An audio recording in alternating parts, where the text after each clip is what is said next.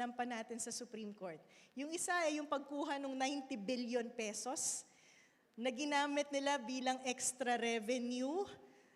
Yung portion nun napunta sa flood control. Di ba? Ang saya-saya. Ang saya-saya sa Pilipinas. 2025, wala na silang binigay. Paano ba naman natin mapapalalim yung serbisyo ng PhilHealth kung hindi nila binibigay yung wastong pondo ng PhilHealth? Kaya napaka-importante po talagang mag-ingay. Kasi kung mananahimik lang tayo, patuloy lang itong gagawin ng gobyerno. Di ba yung parang anak, kapag hindi mo pinagsabihan, ay okay lang pala. Di ba?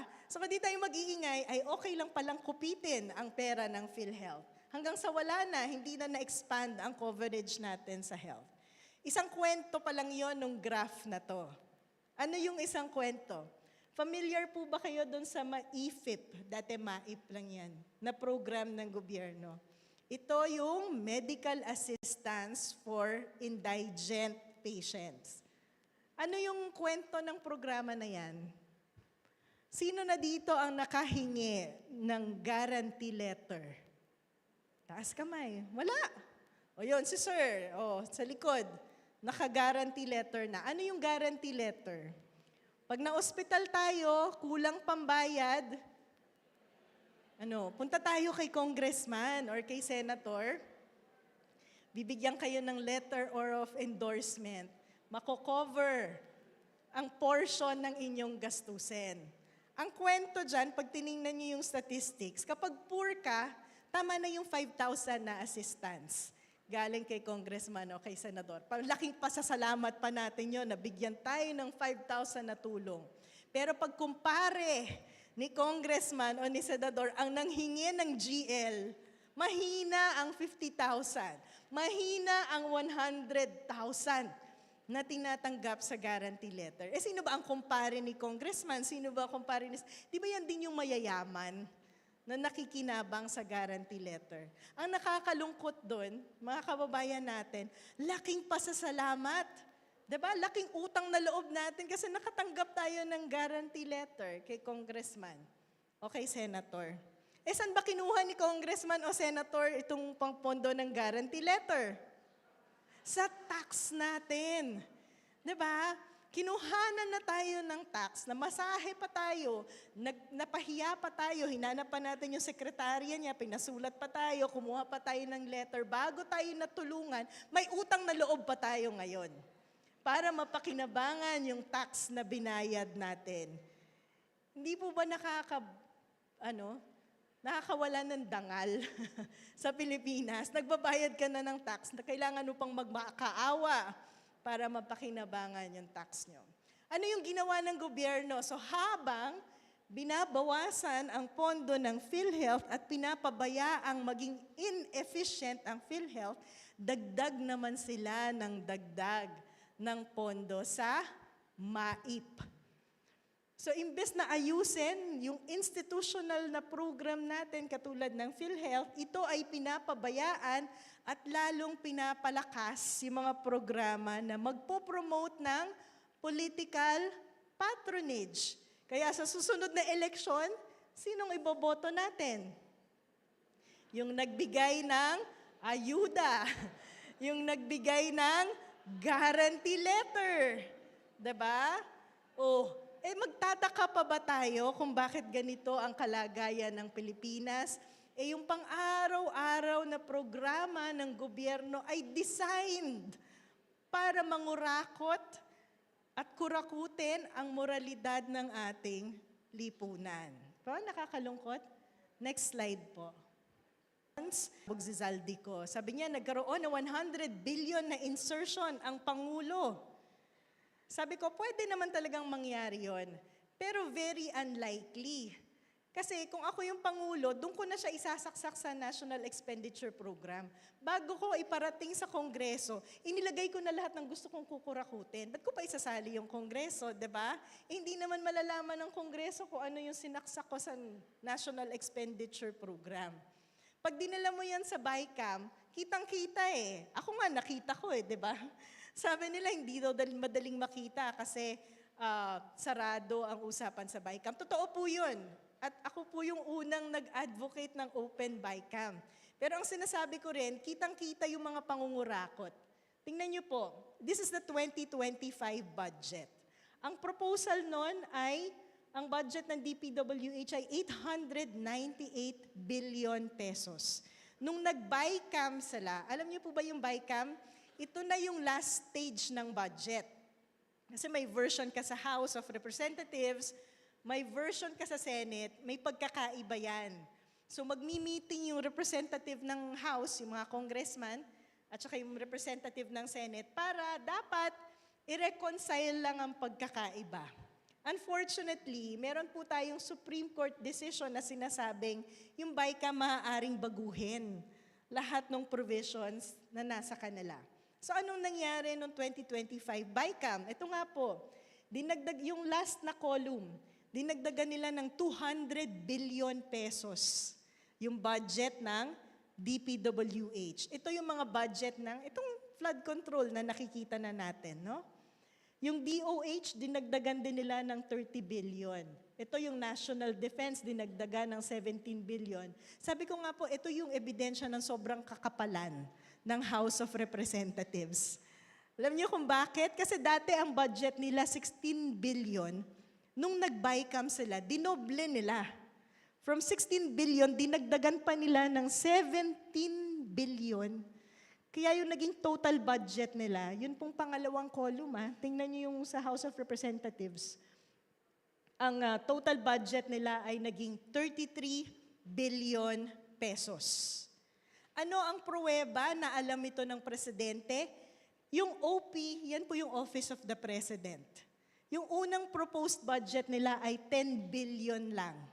After nag-BICAM, dinagdagan pa ng 5 billion pesos ang budget ng Office of the President. Kaya naging 15 billion yung budget niya. Yung Senado, nagdagdag ng 1 billion sa sarili niyang budget. Siguro sasabihin niyo, mas matipid yung Senate, na 1 billion lang yung dinagdag. Kasi yung Kongreso, 17 billion, yung OP, 5 billion. Di ba? Pero isipin niyo po, 24 lang ang mga senador. 24 lang ang maghahati-hati ng 1 billion. Yung 17 billion, mas marami yung mga congressman. Pero ano po yung malungkot na kwento dito? Kasi sa kabila ng paglipat ng mga pondo sa DPWH, lumolobo din po yung portion ng unprogrammed appropriation. Next slide po. Ayan, ito naman po yung mga ahensya na nabawasan, no? So kanina yung mga dadagdagan, ito yung mga nabawasan. Ano yan? Department of Agriculture, Office of the Vice President, Science and Technology, DSWD, DepEd, at saka Department of Transportation. Okay, next slide. Yung isang malungkot dito ay yung tinatawag na unprogrammed. Madalas nyo nang madinig dito ang unprogrammed, diba? Sige nga, mag-recitation tayo. Ano yung unprogrammed appropriation? Ha? Walang pondo pa para sa unprogrammed budget. So yung budget po natin may tatlong parts. Yung isa, programmed. Di ba sabi ko sa inyo, fino-forecast na ng gobyerno, magkano yung revenue ng gobyerno, magkano yung dapat gastusin. So, dun sa program part, nilista na nila, ito yung mga bayarin, ito yung pagkakagastusan natin, ito yung priorities natin, may siguradong pondo. Okay?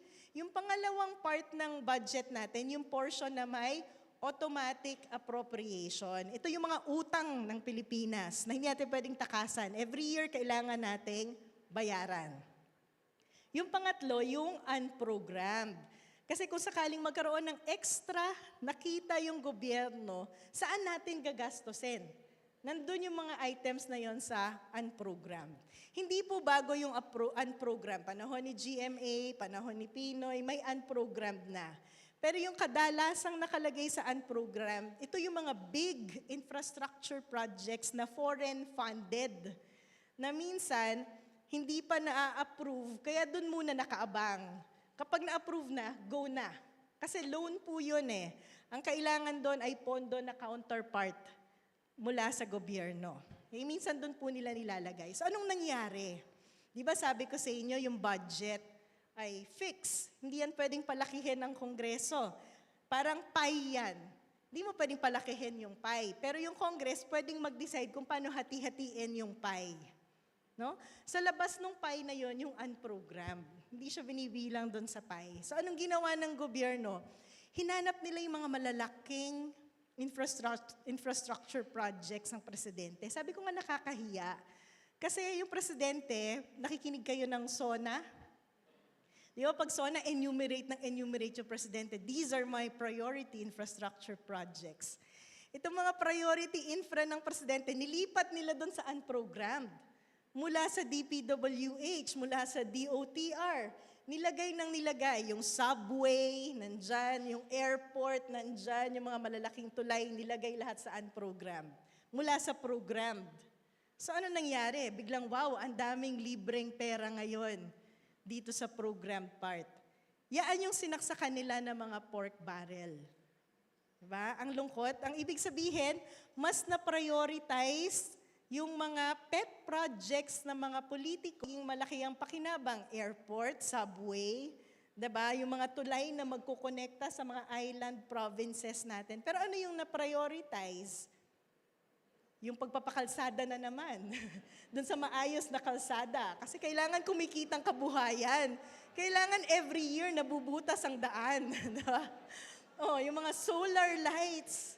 Diba? At ito ang mga ghost project. Nito yung naging kwento. Yung sweldo ng mga healthcare workers natin, nung pandemic pa. Imagine kailan yung pandemic? 2020. Di po ba? Nalipat dun sa program. Yung mga bayad sa state universities natin, kasi di ba free na yung tertiary education? So dapat may subsidy yan. Yung subsidy sa tertiary education, saan napunta? Nilagay din sa unprogrammed appropriation. At ano yun napunta sa program? Yun nga po, mga priority projects ng mga senador at congressman. Ang lungkot po, hindi po ba? Next slide. At ito nakalagay din malinaw sa Constitution. Di ba nakita natin, isa sa mga natapyasan ng budget ay edukasyon. Sabi sa Constitution natin, dapat priority ang education. So kasama po ito doon sa kino-question natin sa Supreme Court. Bakit? Dahil sinasabi natin sa 2025 budget, mas malaki pa yung budget ng DPWH kesa sa budget ng DepEd, SHED at TESDA. At kaya po dito kailangan yung critical na thinking eh. Bakit kanyo? Sabi ng gobyerno, hindi totoo yan. Malaki yung budget natin sa education, number 1 pa rin. Tingnan nyo. Kasi pag sinabing education, kasama yung Philippine National Police Academy, Local Government Academy, Philippine Military Academy, Philippine Public Safety College, National Defense College. Naniniwala ba kayo doon? Tama ba na sinasama ang budget ng PMA sa education sector? Sabi nila, nag-grant din naman ng college degree ang PMA. Diba? Pag pinag-uusapan natin ang edukasyon, pinag-uusapan natin ay yung batayang karapatan sa basic education. Ano ang vision, mission ng PMA? Ano yung pangunahing mission ng PMA? National defense, national security. Wala kang makikitang education doon. Yung pag-upgrade ng skills, yung mga pa-training sa local officials, education ba yun? Yung education junket yun, di ba? Para makapagbakasyon ang ating, hindi, joke lang po. Pero, medyo joke lang. Pero, ano bang ginawa ng DBM dito? Parang ang ginawa nila, nag-search doon sa budget document. Search natin kung ano yung mga ahensya na may salitang academy, institute, college. Tapos isama natin lahat sa education. Tapos i-add natin. O, kita nyo, mas mataas ang education budget kaysa sa infrastructure budget. Di ba nagkakalokohan po tayo? Kaya importante yung ganitong pag-uusap, pag-aaral at paghihimay. Kasi kung hindi natin malalaman ano nga ba ang pinaprioritize. Ang na-prioritize na pala, pork barrel, yung kumikitang kabuhayan ng ating mga politiko. Next. So di ba kanina, anong nangyari sa health? Hindi pinondohan. Ang pinondohan ay yung mga pang-ayudang kabuhayan.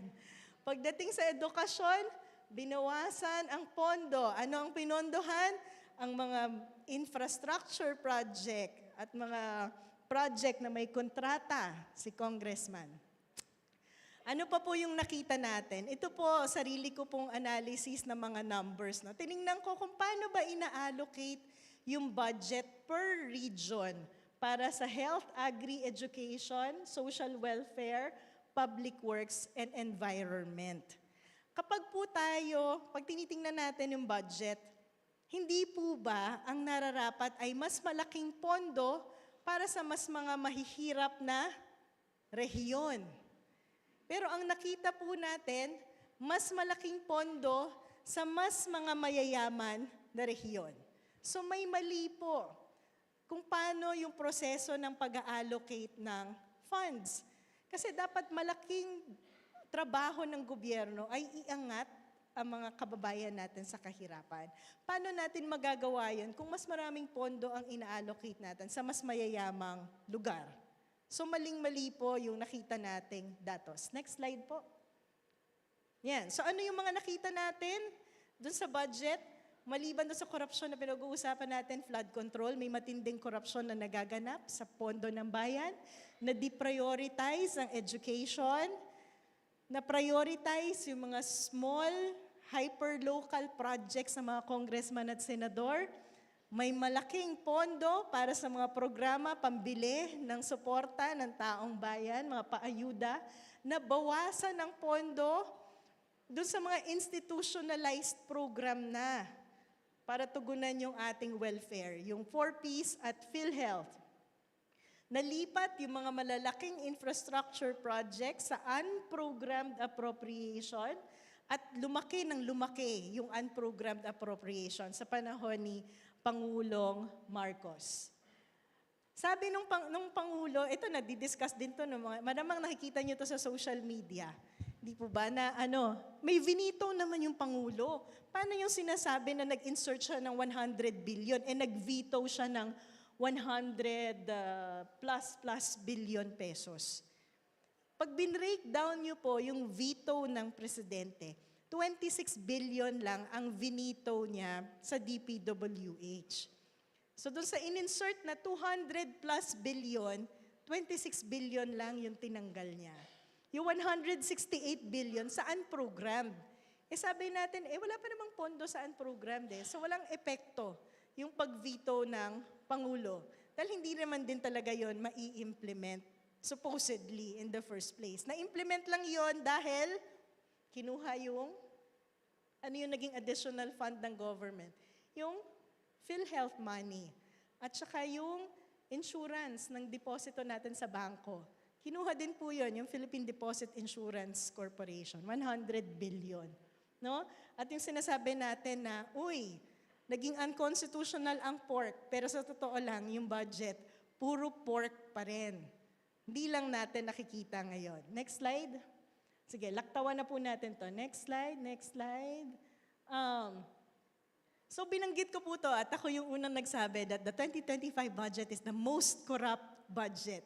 Yun ay na-explain natin, Anong tingin ko sa next slide? Sorry, umulat pala. Ano ang nangyari sa PhilHealth ngayon? Sabi ng COA, may potential depletion of the reserve fund ng PhilHealth, lalong-lalo na dahil doon sa zero subsidy. Next slide. Nakalagay din po sa batas na dapat binibigyan ng pondo galing sa PAGCOR at PCO ang PhilHealth. For the 2026 budget, hindi pa rin po nabibigay yan at ang ibibigay na pondo sa PhilHealth ay yung pagbalik ng 60 billion pesos. Next slide. So anong sabi ko? Itong 2026 budget, naayos ba sa kabila ng lahat ng pinagsasabi natin? Hindi pa rin. It's the most, kung yung 2025 ay most corrupt, yung 2026 most pretentious. Bakit most pretentious? Kasi sabi niya, nagkaroon ng participation ng civil society dyan. Hindi naman totoo. Kasi nanood ka lang, hindi ka naman nakapagsalita, hindi ka naman naka-influence talaga, diba? Sabi nila, nabawasan ang priority infrastructure projects. Wala nang pork barrel. Wala na dito sa BICAM. Kasi nasa NEP pa lang, nakasaksak na eh. Hindi po ba? Yung PhilHealth, hindi pa rin priority. Ang edukasyon, kulang na kulang pa rin. So at yung unprogrammed appropriation, napakalaki pa rin. In fact, hinihintay nga po nating matapos itong 2026 budget at nakikita natin na kailangan na naman natin magsampa ng kaso sa Supreme Court para questionin yung constitutionality ng unprogrammed appropriation. So, ano ngayon? Na-depress na ba kayo sa napakaraming korupsyon na nagaganap sa bansa? Next slide. Gusto ko ngayon ipakita sa inyo ano yung implikasyon ng mga ganitong nagaganap. No? Maraming nagsasabi, lalo na ng nakakaraang administrasyon, na actually, mala Singapore na ang Pilipinas. Totoo po ba yun? Totoo ba yun? Mala Singapore na tayo?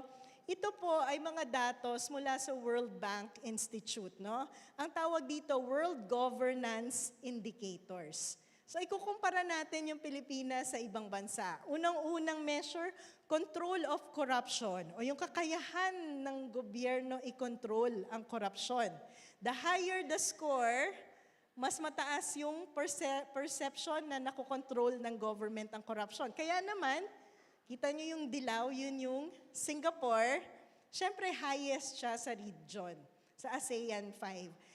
Kinukumpara po natin sa ASEAN kasi ito yung neighboring countries natin eh. Kapag mag-attract tayo ng investment, dito natin kinukompare madalas sarili natin. Nasaan ang Pilipinas? Kulay gray. Nasa bottom.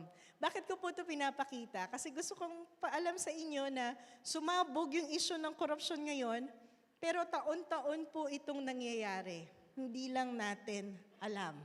At yung kaya kailangan natin ng systemic change. Pero alam niyo po, ang interesting din sa graph na to, tingnan niyo yung period ng 2010 hanggang 2014. Yung panahon ng simula ng term ni Pinoy, na kung saan malinaw na sinasabi ng Pangulo na kung walang korap, walang mahirap. Hindi ko sinasabing nawala ng korupsyon nun.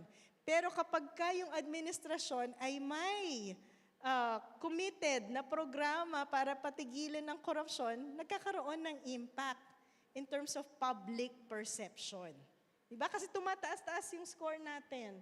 Tapos anong nangyari? Nag-2016, biglang bumaba na naman. No? So tayo na naman yung pinaka-corrupt na. So maging proud po tayo. Hindi lang po tayo. Hindi lang meron tayong ghost flood control projects, tayo din ang pinaka-corrupt sa ASEAN 5. Next slide. Ito po ay importante, no? Voice and accountability. Yung kakayahan ng mga mamamayan mag-demand ng accountability sa gobyerno, yung magpahayag ng boses, opinion. Napakahalaga po nito ngayon kasi sa social media pa lang, alam natin very sensitive ang mga 5% ng mga Pilipino may social media account. Ang dangerous lang doon, 60% sa mga kababayan natin kumukuha ng news saan? Sa Facebook at sa YouTube. So kung majority ng mga Pilipino doon nagre-rely, ano yung danger doon? Ang danger ay makakuha ng fake news o disinformation. Isa po ito sa mga dahilan kung bakit araw-araw nyo na ako nakikita sa social media. Nakakapagod. Pero kailangan po nating labanan yung disinformation eh. Kasi yung mga intentional na nagpapakalat ng fake news, bayad po sila. Malaki ang sweldo nila. Pero kung puro fake news at kasinungalingan yung nakakita ng mga kababayan natin, ay ganito talaga yung quality ng governance na makukuha natin. Kaya sinasabi ko po ito sa inyo to encourage you na sa social media, unang-una i-check muna natin yung mga impormasyon. At pangalawa, maging maingay na bahagi po tayo ng social media, ipaalam yung ating mga opinion at mag-demand ng accountability. sa gobyerno. Mamaya po papakita ko sa inyo yung datos. Kapag mataas ang score sa accountability, lower ang korupsyon. But dati, valedictorian tayo or salutatorian tayo sa voice and accountability. Di ba maingay tayo? Criticize tayo sa gobyerno. But again, something happened. 2016, tingnan niyo yung graph natin, pataas, di ba? O, 2016 bumaba. Hindi po ako may gawa nito hindi lang ako galit sa mga Duterte. World Bank data to. Di ba? What happened in 2016? Panahon ni Duterte. Anong nangyari? We had red tagging, pinasara ang ABS-CBN, so naka-apekto po yan sa perception ng mga tao, sa kakayahan nilang mag-criticize ng gobyerno. Nagkaroon ng EJK. Diba? Yung mga aktivista natin, lalo na yung mga environmental activists, anong nangyayari? Pinapatay na lang. Hindi po ba? Madalas na may nagtatanong sa akin, Ma'am, hindi ka ba natatakot sa pinagsasabi mo sa pag-criticize mo sa gobyerno? Sabi ko, ba't ako yung matatakot? Nagsasabi ako ng totoo. Hindi naman ako yung nagsisinungaling. Dapat yung natatakot, yung nagsisinungaling, yung nagnanakaw sa gobyerno. Pero hindi po natin yun maiwasan dahil nga po sa policy ng gobyerno na red tagging, EJK. No? At yan ay nire-reflect nung graph natin. Bumaba ang score sa voice and accountability. Ito din po, di ba sabi nila, tahimik na sa Pilipinas, nawalan na ang mga adik, mga magnanakaw, wala na. Ano yung sinasabi ng datos natin in terms of political stability and absence of violence? Nandun yung Singapore. Ito na naman si 2016. Nasa bottom po tayo in terms of political stability and absence of violence. Government effectiveness, nasan yung gray line? Yun na naman. Nasa bottom na naman tayo. Next slide. Regulatory quality. Nandun yung Singapore. Nandito na naman tayo sa baba. Next slide. Rule of law. Ito, napakahalaga. Lalong-lalo na sa mga negosyante, ito po yung tinitingnan. No? Mai-enforce ba yung contract? Baka naman pag natipuhan ng crony yung aking business, o kaya si mayor, natipuhan yung business ko, hindi na i-renew yung business permit ko. Nangyayari ba dito yan? Nangyayari yan sa ibang bayan, hindi ba? Pagka gusto ni mayor yung business mo, wala ka ng business permit next time. Sa kanya na ang business. Diba? Yan yung tinatawag nating rule of law. No? So sa Pilipinas, gano'n na naman. Napakababa. Next slide. So kapag binalikan nyo, ano ba yung klase ng institusyon na meron tayo sa Pilipinas? No? Magtataka pa ba tayo na walang masyadong investor sa pumapasok sa atin? Magtataka pa ba tayo na ang politiko natin sobrang garapal, sobrang kapal ng mukha? Kasi ito na po yung quality ng institusyon natin. Ito yung quality ng mga politiko na binoboto natin. Next slide. So anong implikasyon na to? Korupsyon, ganyan. Okay naman ako, may trabaho ako, katulog ako ng mahimbing. Sasali pa ba ako dyan? Diba? Ang gulo-gulo niya, mapapahamak lang yung pamilya ko. May mga pag-aaral po na pinapakita na kapag mas mataas ang korupsyon, mas mababa ang GDP per capita. Ano ibig sabihin ng GDP per capita? GDP po yung measure ng parang total income ng isang bansa. Pag hinati-hati mo to sa total na bilang ng mga Pilipino, yun yung GDP per capita. Ang sinasabi dito, the more corrupt a government is, the lower is the GDP per capita. Ito yung nakita nating statistic sa buong mundo. Okay? Yung GDP per capita ng mga bansang konti ang korupsyon. Kasi sinasabi natin, wala namang bansang walang korupsyon. Pero pag controlled, konti lang, mas mataas ang GDP per capita. 3 times ang development dividend. No? Yung taas ng GDP per capita. Kung ganun pala, nasaan ang GDP per capita ng Pilipinas? Gusto ko lang kino-compare para alam nyo kung nasan tayo. Diba? Mainggit na naman tayo sa Singapore. Ito ang GDP per capita nila, yung kulay yellow. Di ba napakaginhawa ng buhay? Ito yung capacity nila para mag-shopping, pambili ng pagkain. pagbili ng ari-arian, pagpapaaral ng mga anak. Nasaan ang Pilipinas? Ito na naman yung kulay gray. Diba?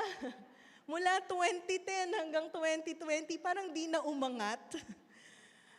Tayo po ang may pinakamababang GDP per capita sa region. Di ba hindi mo ba tayo naaawa sa ating mga sarili? Sa kabila ng pagiging mayaman ng Pilipinas, ang GDP per capita natin, lowest, no? Sa ASEAN, Southeast Asian economies. Alam niyo, ito may kwento ako sa inyo. Siguro yung ibang nagpa-follow sa akin sa social media, alam niyo, paborito kong topic yung mining. Nasaan Indonesia dito? Yung blue, mataas ang kanilang GDP per capita. Tayo yung second. Nararamdaman niyo ba na second highest producer ng nickel sa buong mundo? Sino kasing may-ari ng mga mining company sa Pilipinas? Mga politiko, Speaker Romualdez. Yan ang pangunahing family business nila, no? Pag tinignan niyo yung buong policy ng mining sa Pilipinas, yung buong policy ng mining ay designed para payamanin ang mga nickel, ang mga mining corporation, at habang patuloy na nagdurusa yung mga communities natin. At yung policy na yan, sino ang nag-frame niyan? Yung mga politiko natin, na sila ding may-ari ng mining, na hindi pinag-aaralan kung paano ito gagawing pakikipakinabang. So yun po yung malungkot na kwento. Napakadami nating resources, ang tatalino ng mga kababayan natin. Pero wala sila sa Pilipinas para mag-contribute sa pagpapalaki ng income ng bansa. Nandun sila sa ibang bansa kasi mas nakakahanap sila ng trabaho doon. Hindi ba? Umaalis ang mga kababayan natin dahil walang trabaho sa Pilipinas. Palulungkutin ko pa kayo. Ito po yung mga iba't ibang measure ng quality ng buhay. Pag mas mataas ang GDP per capita, mas mahaba ang buhay ng mga tao dun sa bayan na yon.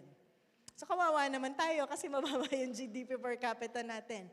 Mas mababa ang ating average lifespan. Bakit nga ba magiging ganun? Wala nga tayong PhilHealth. Hindi tayo pupunta sa doktor. Wala tayong pangpagamot. Diba? Mas mababa ang child mortality. Ibig sabihin, nabibigyan ng wastong nutrisyon ang mga bata.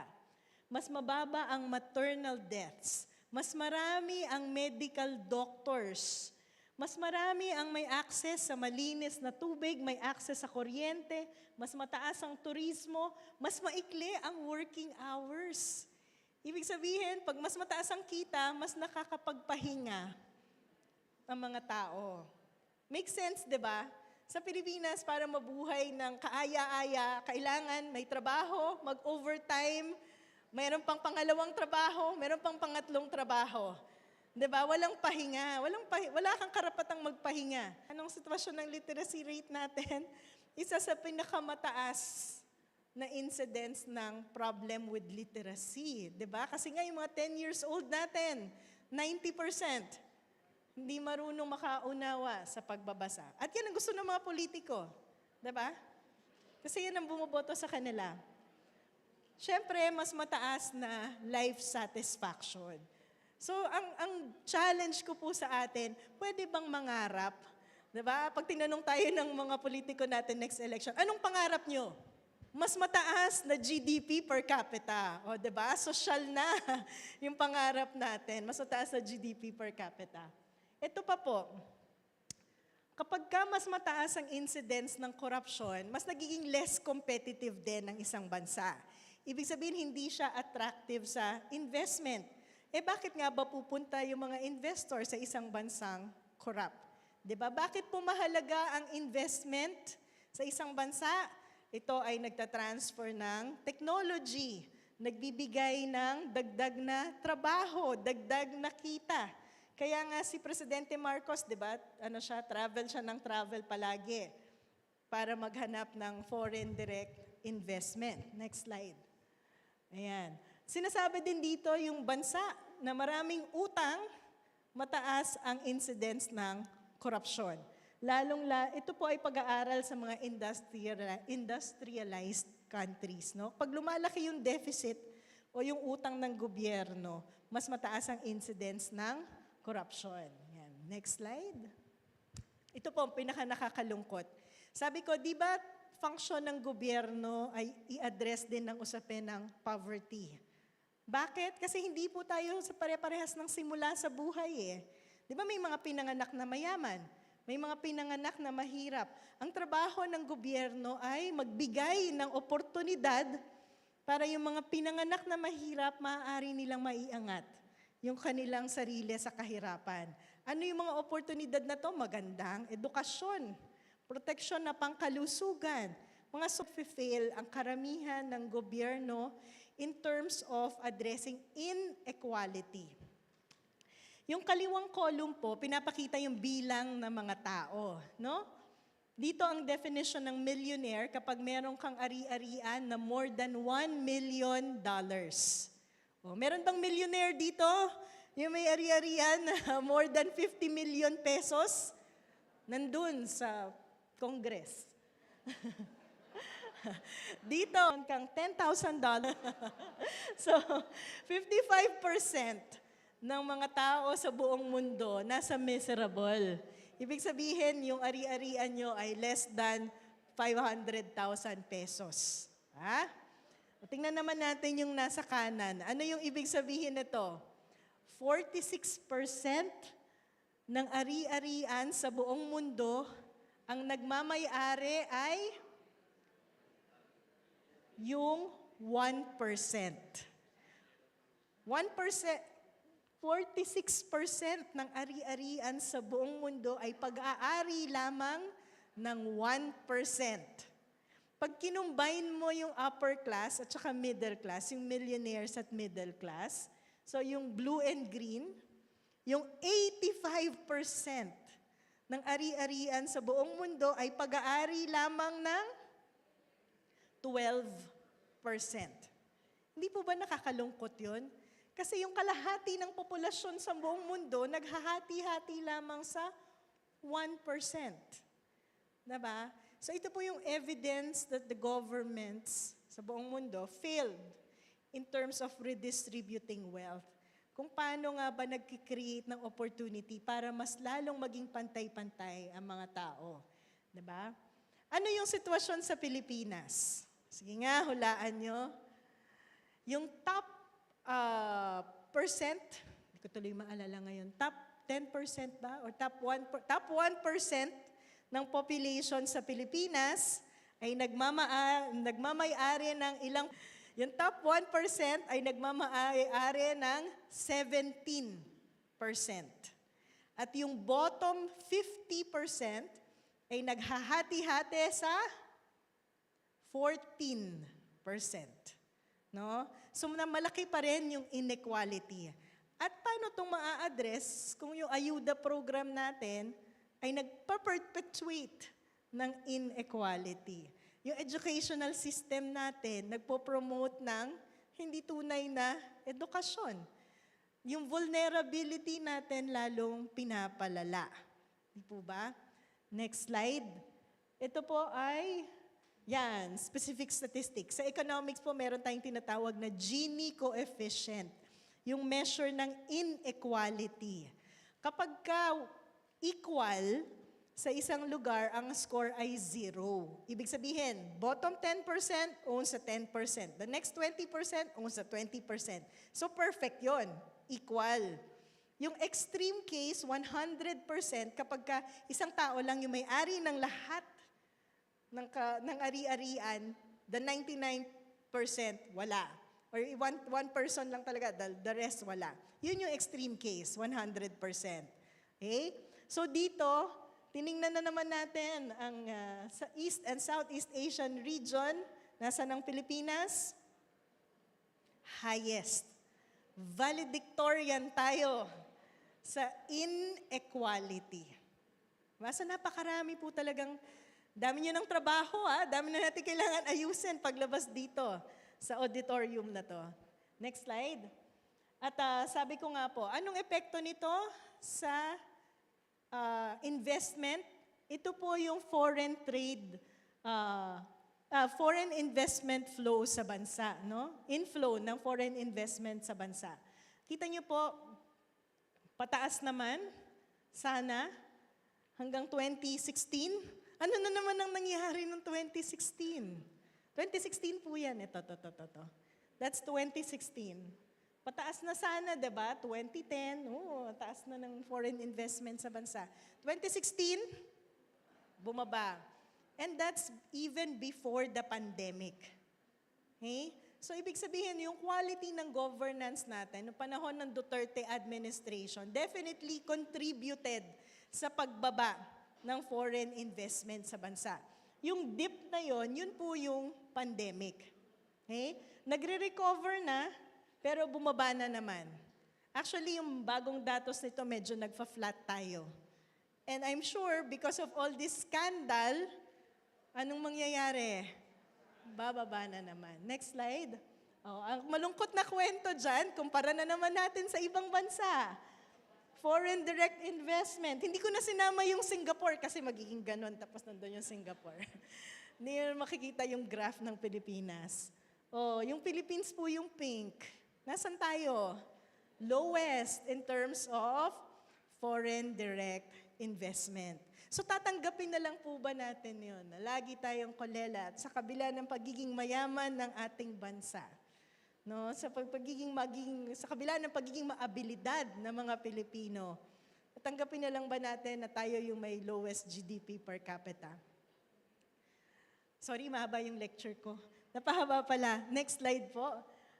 So ano nang nangyayari? Ito po ang kasalukuyang sitwasyon ng utang ng ating bansa. Medyo nabawas-bawasan na, may time na wala tayong utang.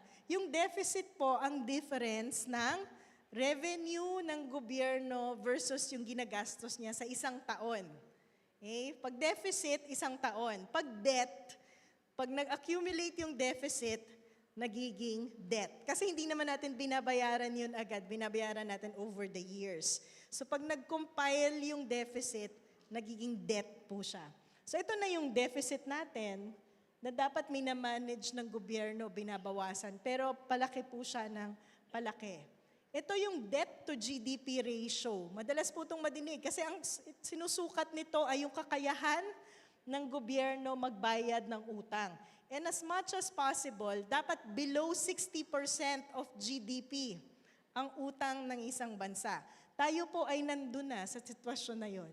Nakakalungkot lang kasi si Secretary Recto, nung naging Secretary of Finance siya, ang sinasabi ay wala tayong bagong taxes ngayon dahil siya ay isang politiko, diba? So kung tatanungin nyo, kung walang bagong taxes, pero palaki ng palaki ang gastusin, saan kukuhanin yung pondo para sa budget?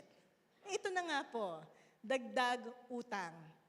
Minsan, may kwento na naman ako. Minsan, sa atin mga mamamayan, masarap pa, hindi lang naman tayo yung tinatax. Meron ding business sector. Ito po ay usapin pa rin ng korupsyon, kaya ako gustong i-share sa inyo, no? Sa Marcos administration, isinulong ang tax sa mining.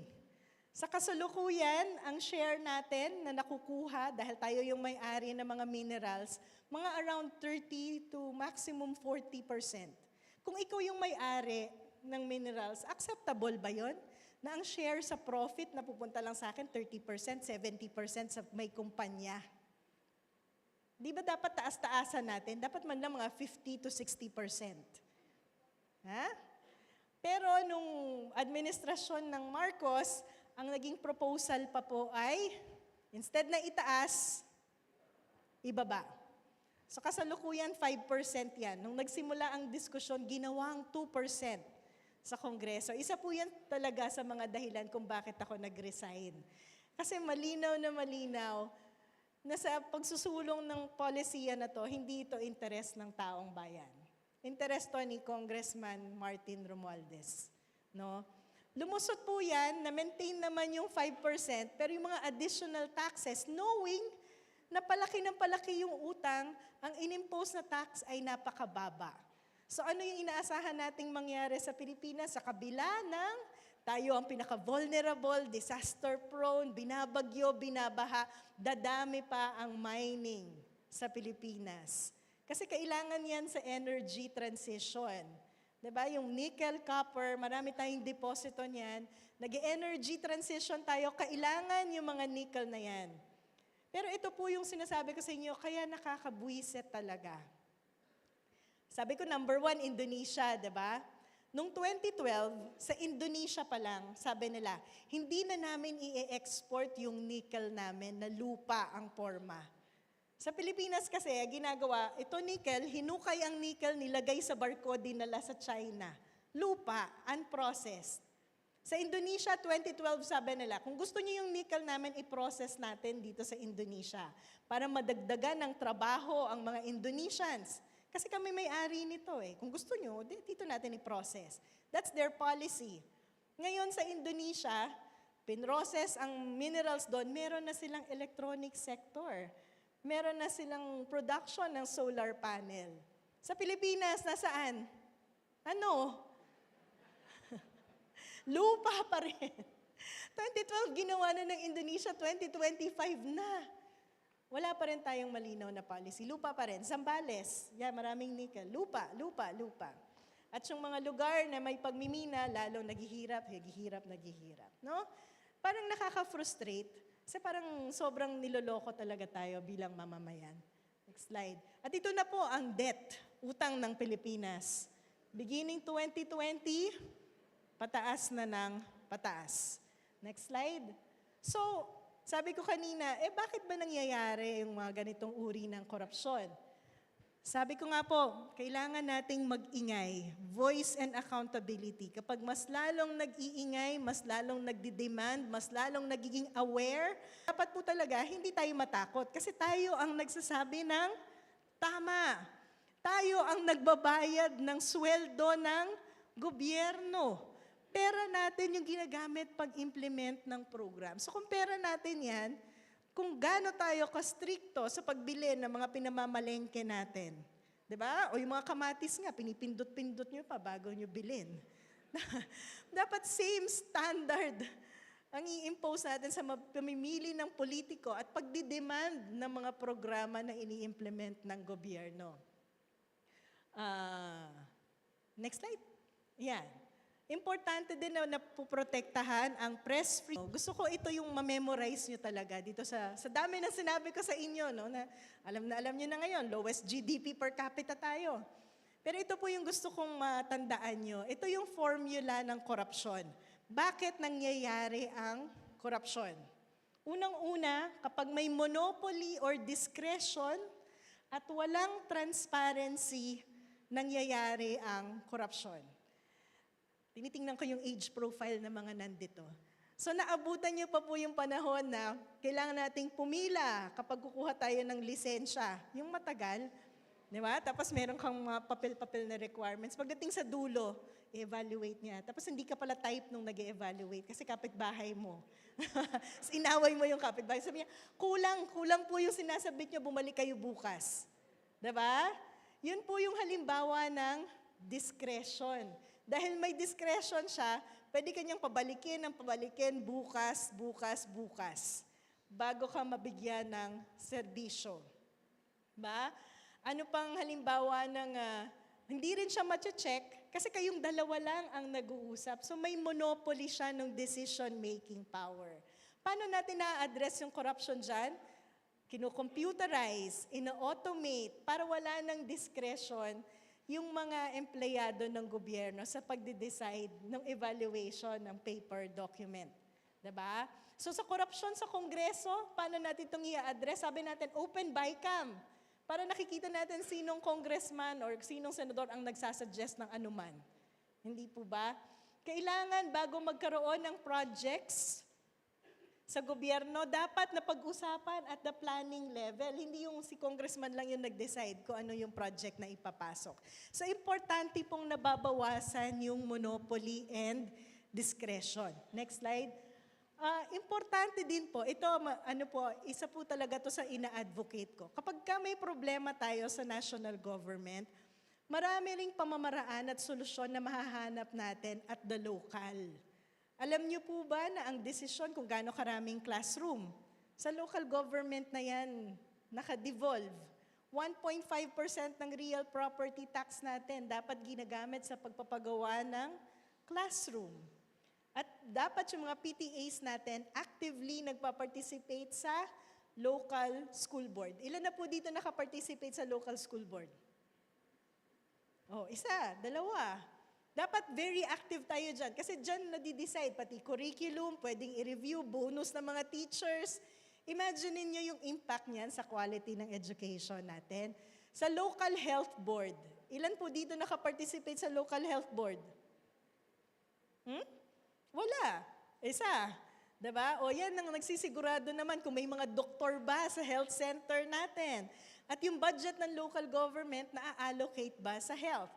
Local Disaster Risk Reduction Council. Meron? Meron ding yan. Isa lang. May espasyo din dyan ang civil society. Kung anong programa yung gusto nating isulong para ma-manage ang disaster. Dapat po minamaximize natin to. Bakit? Kasi kung naka-nationalize lahat, ilang beses nyo ba nakikita yung mga senador?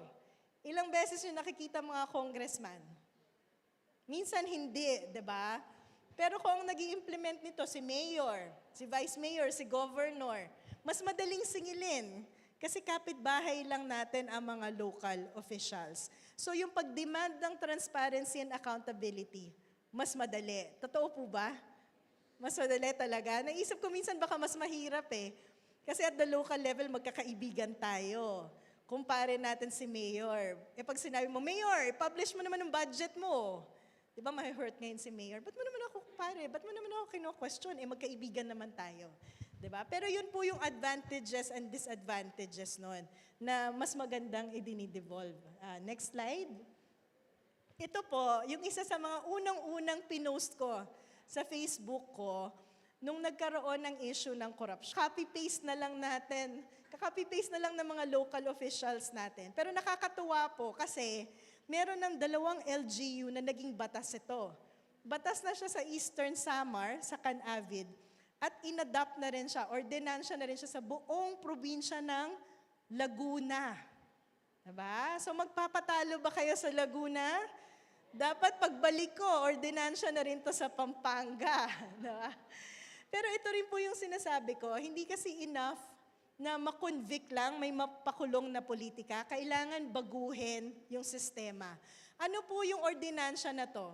Sinasabi natin sa ordinansya na to na dapat may espasyo sa civil society para mag-monitor ng infrastructure projects.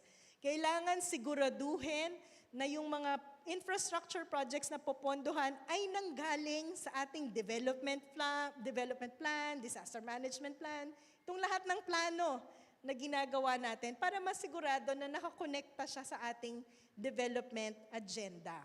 Isa pa pong unique characteristic ng ordinansya na to, isama natin yung private sector o yung mga contractor sa conversation. Bakit sila kasama sa conversation? Kasi kailangan magkamayan tayo. Magkano ba talaga yung pagpapagawa ng 1 kilometrong kalsada sa Pampanga? Diba? Magkano ang tunay na halaga ng classroom? So kapag nagkamayan na tayo, ito na yung standard sa Pampanga. Kapag may nakita tayong proyekto, tarpaulin, o 500 million daw yung building na to, madaling makompute. Ilan ba dapat yung classroom na ginagawa niyan? O 100 million daw tong kalsada na to, gaano ba dapat kahaba niyan? Gaano ba dapat kakapal yung semento niyan? So kung kasama yung private sector sa usapan, nagkakaroon tayo ng social contract. May accountability tayo sa isa't isa. Yung isang mahalagang component pa po ng ordinance na to ay access to information. Dapat lahat ng impormasyon tungkol sa infrastructure project ay accessible, nakikita ng taong bayan. Ngayon po kasi, isa pa tong issue ko, mamaya pakitanong kay Sec Vince. Kasi may nilalabas ngang impormasyon yung presidente, pero yung nilalabas niya, yung gusto lang niyang ilabas. Hindi ba dapat ilabas lahat para lahat-lahat na check ng taong bayan? Alam niyo po ba na yung procurement process ng government ay online? Ito yung tinatawag na PhilJeps. So kung talagang sincero yung gobyerno na gawin niyang public, pwede naman niyang iutos ngayon na, bukas, public na yon. Makikita niyo, magkano ba yung presyo nung binili ng munisipyo yung ballpen? Magkano yung presyo nung binili nila yung mga computers nila? Nasa PhilJeps po lahat yan. So kung sincero sa access to information, pwedeng magbago ng polisiya. Pero yung tanong ko, simula nung sumabog yung issue ng korupsyon, may polisiya ba na nagbago? Or ini-implement ang Pangulo? Wala akong alam. Pakitanong po mamaya kay Sec Vince. Kasi wala na ako mamaya eh. So ito po yung laman ng Open Infra. Bakit ko siya sinusulong? Actually, final na rin po ito as bill ng mga congressman na kaibigan natin sa Kongreso. So at least pwede siyang maging batas at the national level. Pero yun nga po, may mga LGUs na nagfa-file na nito. At sa ibang lugar, naging ordinansya na siya. Exciting kasi kinukontak ako ng mga konsehal, nagpapatulong. Yung iba sabi sa kanila, sabi sa akin, Ma'am, final ko po siya. Kaso nahihirapan ako kasi na-realize ko, lahat pala nung kasama kong konsehal ay mga contractor. So paano po kaya itong papasa? Meron naman isa, nagpa-follow siya sa akin sa social media. Ma'am, pinrint ko po yung ordinansya nyo, dinala ko siya sa local government namin. Sa Pangasinan to eh. Nasa second reading na po kami. O diba? Nakakatuwa kasi hindi to mga politiko, mga ordinaryong mamamayan to. Na kinuha, dinala, inown yung initiative at ngayon, pinupush na nila sa local. At ito po yung talagang hinihiling ko sa inyo na pwede nating gawin. Kasi kung walang magbabago sa national, at least pwede natin tong gawin sa local. Kasi kung wala po talagang policy change, pupusta ako sa inyo, in a few years, meron na namang trilyon na nakawan. Next slide. Yan, ito po yung mga iba-ibang konsehal na nag-file na. So meron ba dito? Magalang. Oo, meron sa Magalang, Pampanga, no? Sa Rizal, Del Monte, San Jose del Monte, Bulacan, Batangas. Meron pa po, ito lang yung mga nag-send sa akin ng pictures. Ayan. Ito po yung link. So pwede nyo pong i-share yung slides ko. Ito po yung mga link kung saan nyo makikita yung draft na ordinance. Sinamahan ko na rin po ng FOI kasi wala pa tayong national law on freedom of information. Sabihin nyo sa mga konsehal nyo, pag pinasa nyo yung open infra, isama nyo na rin yung freedom of information. Next slide. Ayan, ito po mga ilang halimbawa pa ng mga konkretong programa na pwede nating i-push para mabawasan ang korupsyon sa LGUs natin. Bawa yung public disclosure ng mga contracts, paggagsasagawa ng audit. Next slide po. Yan. Next slide. Yan. Marami po yan. Hindi ko na iisa-isahin para hindi masyadong mahaba, but you can have a copy nung presentation para ma-inspire kayo kung paano ina-apply yung formula ni ClitGuard. Pero halimbawa, yung mga automation, computerization, bahagi po yan ng pag-reduce ng discretion. So kung nire-reduce natin yung discretion, nire-reduce natin yung monopoly power, paano ba yung pag-reduce ng monopoly power? Siyempre, pagkasama yung civil society, kasama yung private sector, nababawasan yung discretion ng government, nababawasan yung monopoly of power nila.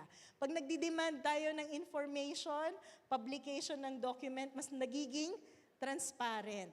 So kung ganun yung mga initiative natin, mababawasan ang corruption. So I think ito na po yung last slide ko para makapag-Q&A na po tayo. Maraming salamat po.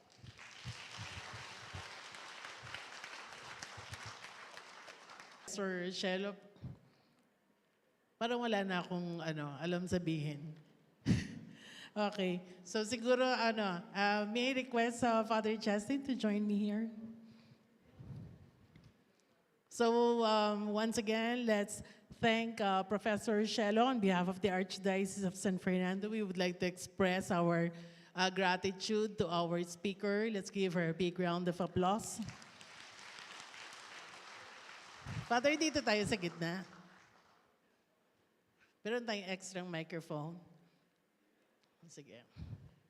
So we will be addressing some of your questions, or if you have reflections, kindly use the microphones at the center aisles once you are recognized. Yung mga nasa live stream naman, kung merong mga comments, just key in your questions or your comments. Sige, habang naghahanda, nag-iisip, Father, ikaw, ano yung Ay. take away mo dun sa sinabi ni Professor? Ang dami, no? Marami, pero parang interesting din marinig, no? Sa mga ating participants kung meron silang tanong. Mamaya po ako magtatanong. Yes, Ayan, so meron na. Si Brother James. oo. Hi, ma'am. I'm James Pasamonte from Laico, Pampanga. This is the socio-political and ecological arm of the Archdiocesan Council of the Laity. First po, comment on those ordinance. In Angeles City, we have passed an ordinance. This is similar to NAGA, the People Empowerment. We had that one as way back 2008. It was been passed, sponsored by PPCRP of Angeles City, that the problem hindi nila in-implement. So it's a pogi points for them. But for those two ordinances, we promise in Angeles City, LICO will push for it. We're part of the local executive, the civil society group. So I promise that and it will happen. Okay, my question, ma'am. First, we have this about the budget being done on the national level, but the reality, in the local level, we don't have that influence much on the national. Pwede kami magingay like through Laico Pampanga, but on the local level, how similar or different it is that they do the budget compared to the national. Yes, I agree there should be transparency, but like for example, last 2 weeks, 2 months ago, I met with the mayor. Then meron kaming proposal sa Boy Scouts of the Philippines. Late na kayo sa dito for the budget. But how do we know? We don't even know that they're already passing the budget. So how similar and different it is kasi mas may influence kami on the local level.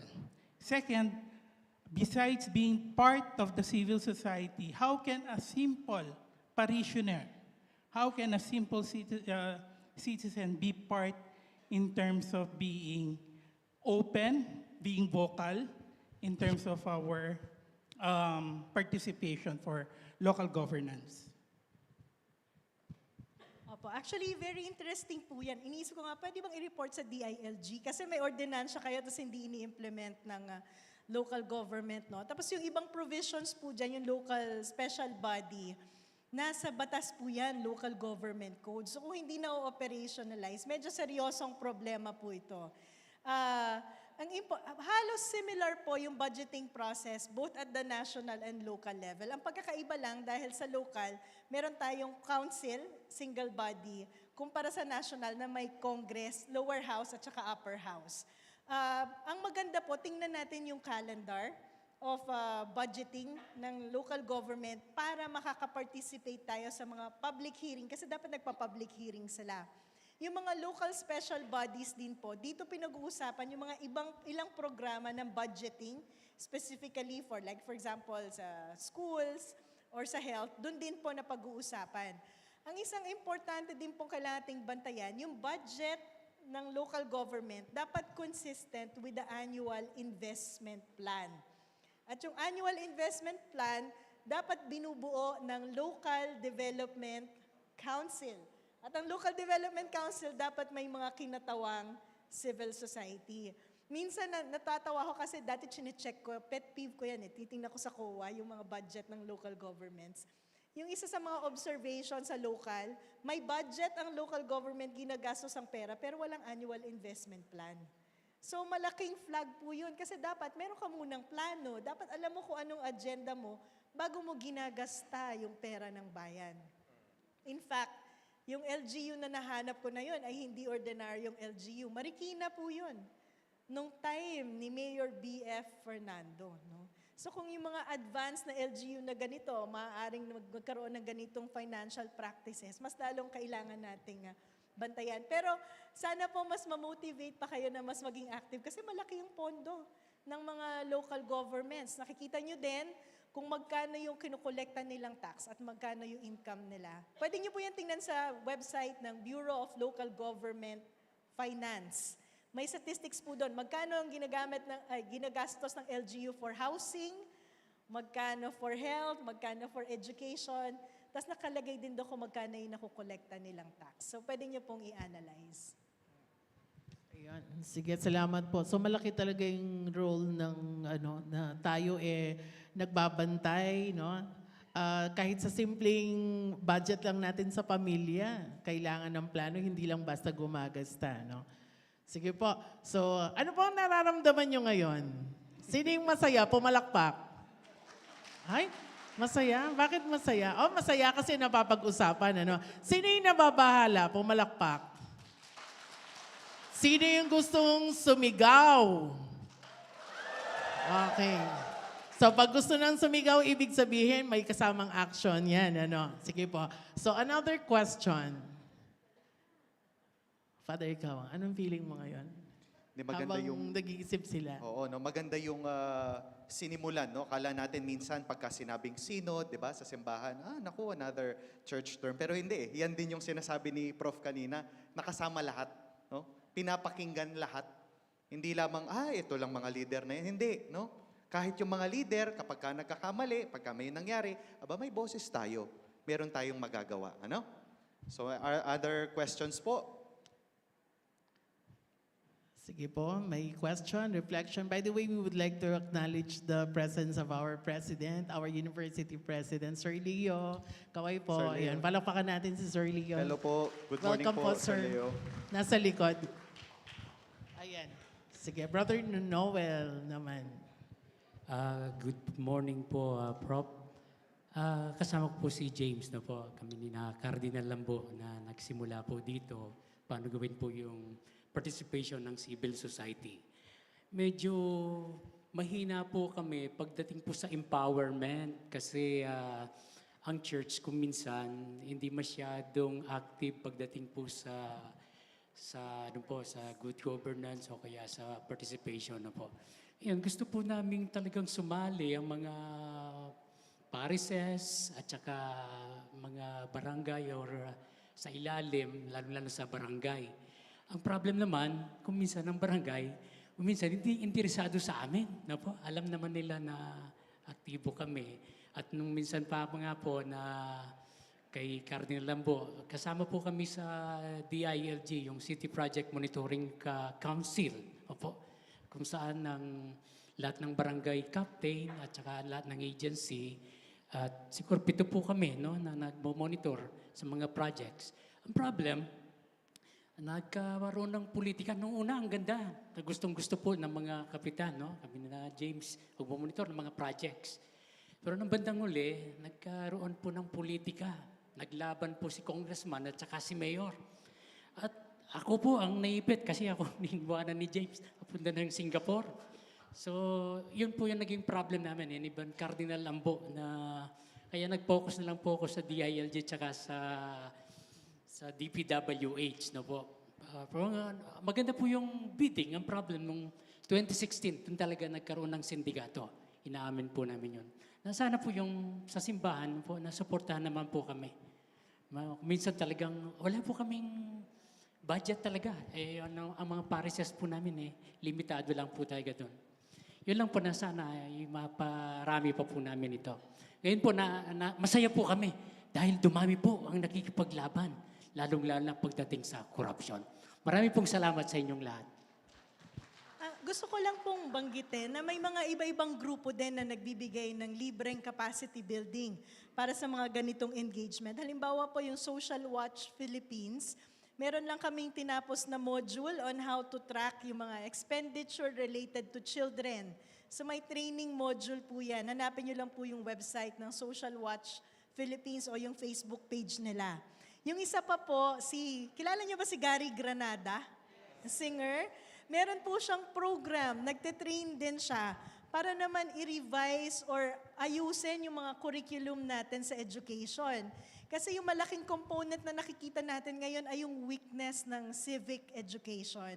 So, Yung training po niya engages local governments and civil society kung paanong aayusin yung curriculum na naaangkop doon sa ating lokal na sitwasyon. So, maaari nyo rin po siyang i-message sa kanyang Facebook page. O kaya i-message nyo ako, ibibigay ko sa inyo yung website. Maganda po to, no? Kasi yung page nila, meron ding mga supplemental materials for teachers. So, pwedeng i-download ng libre ng mga teachers yung mga materials para sa pagtuturo ng iba't ibang subjects. Kailangan lang mag-register. Email lang naman po yun. Pero downloadable freely yung lahat ng mga materials. At kung makukonvince natin yung local government to formally engage with his group, maganda maganda yung magiging impact nito. Okay, thank you. Thank you po. Meron pong galing po sa taas.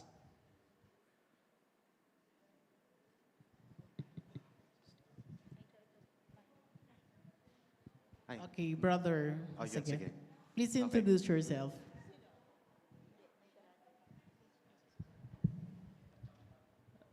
Hello po. Good morning. I am Mark Joseph Igban po. Thank you po for that very wonderful sharing. It was very enlightening. And thank you for encouraging us to speak out so that the anomalies in the government can be addressed. And my question po is, you were encouraging us to speak.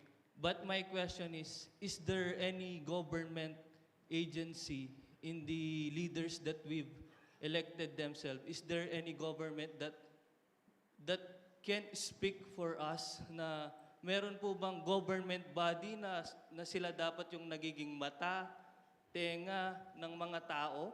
And if there is, ano po yung ginawa nila?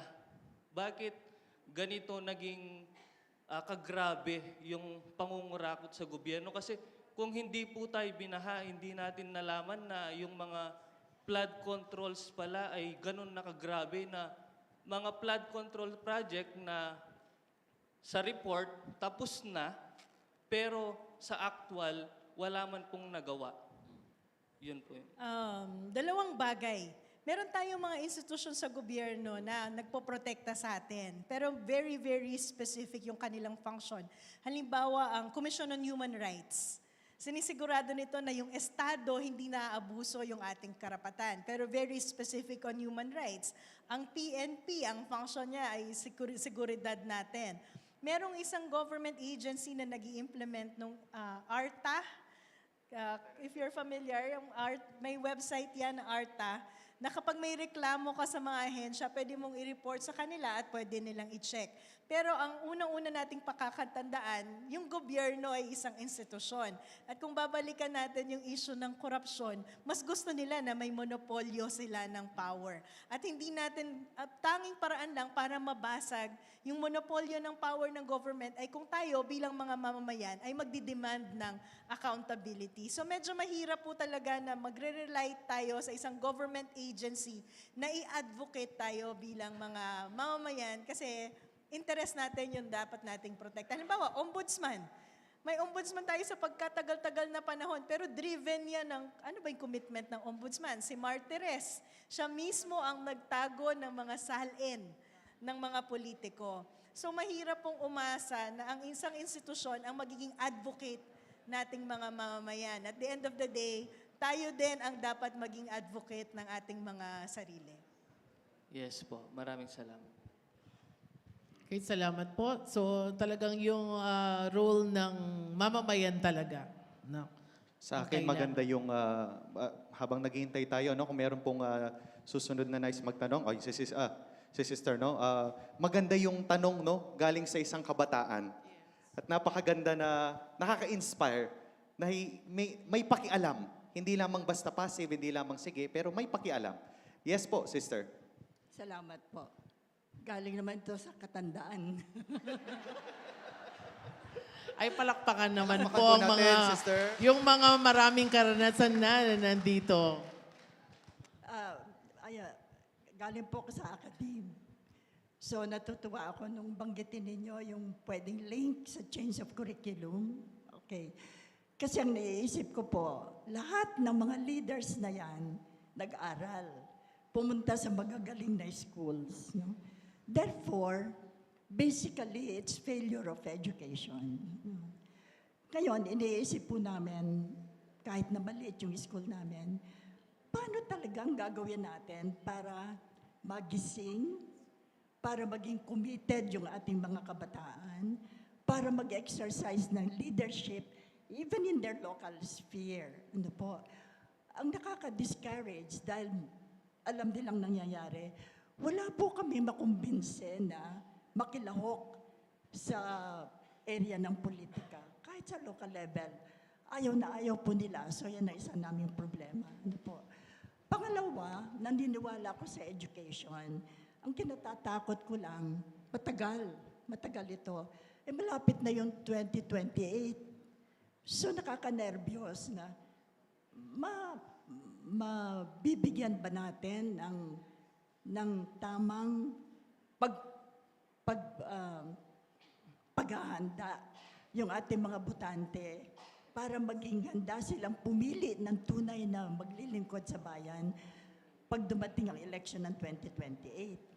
Kasi ang kultura po natin, maraming maganda, pero kuminsan yung kagandahan din sa gabal. Natatandaan ko po, pag nag-involve kami noon sa voters education, pag sinabi namin na kung bibigyan kayo ng pera, tanggapin nyo kasi pera natin yan, tax yan. Pero sundin nyo yung konsyensya nyo sa pagpili. Nung balikan namin, sabi, sister, itong kandidatong ito, nagbigay sa akin ng 3,000. Yung konsyensya ko. So, paano yan? Yung mahirap baguhin, pero kailangan gawin natin. Ano?